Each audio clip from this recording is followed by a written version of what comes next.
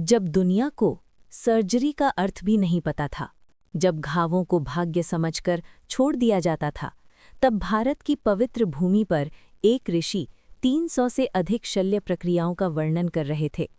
उनका नाम था सुश्रुत। आज उन्हें दुनिया शल्य चिकित्सा का जनक कहती है। समय था लगभग 600 ईसा पूर्व। स्थान था काशी। उस समय भारत में आयुर्वेद केवल चिकित्सा नहीं बल्कि जीवन का संपूर्ण विज्ञान था। यहीं पर आयुर्वेद के महान आचार्य धन्वंतरी अपने शिष्यों को चिकित्सा का ज्ञान प्रदान करते थे और उन्हीं शिष्यों में से एक थे सुश्रुत। सुश्रुत की शिक्षा सामान्य नहीं थी। उन्हें केवल औषधियों का ज्ञान नहीं दिया गया बल्कि शल्य चिकित्सा की गहराइयों में प्रशिक्षित किया गया।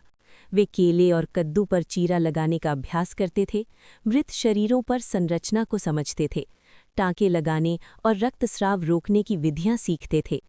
उस युग में जब शव विच्छेदन को कई सभ्यताओं में वर्जित माना जाता था, भारत में ये वैज्ञानिक शिक्षा का हिस्सा था।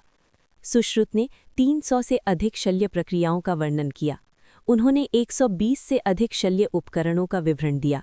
चाकू, सुई, चिमटी और विभिन्न प्रकार के धारदार उपकरण, सभी का आकार, उपयोग और सावधानियां विस्तार से लिखीं।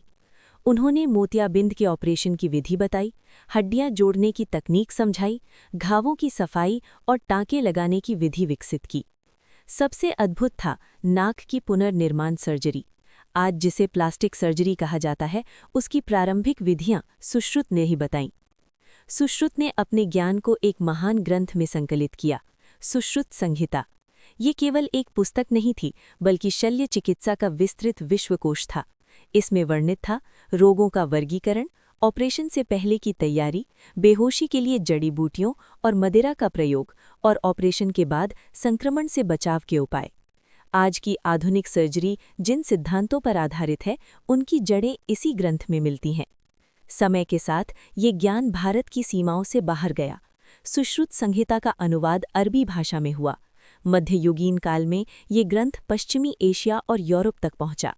जब यूरोप में सर्जरी अभी प्रारंभिक अवस्था में थी, तब भारत का ये ज्ञान पहले से विकसित और व्यवस्थित था। फिर भी आधुनिक इतिहास की पुस्तकों में सुश्रुत का नाम अक्सर प्रमुखता से नहीं मिलता। चिकित्सा विज्ञान का इतिहास अक्सर पश्चिम से आरंभ दिखाया जाता है, जबकि उसकी नींव बहुत पहले भारत में रखी जा चुकी थी।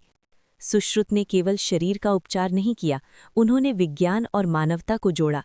उन्होंने सिद्ध किया कि ज्ञान की कोई सीमा नहीं होती।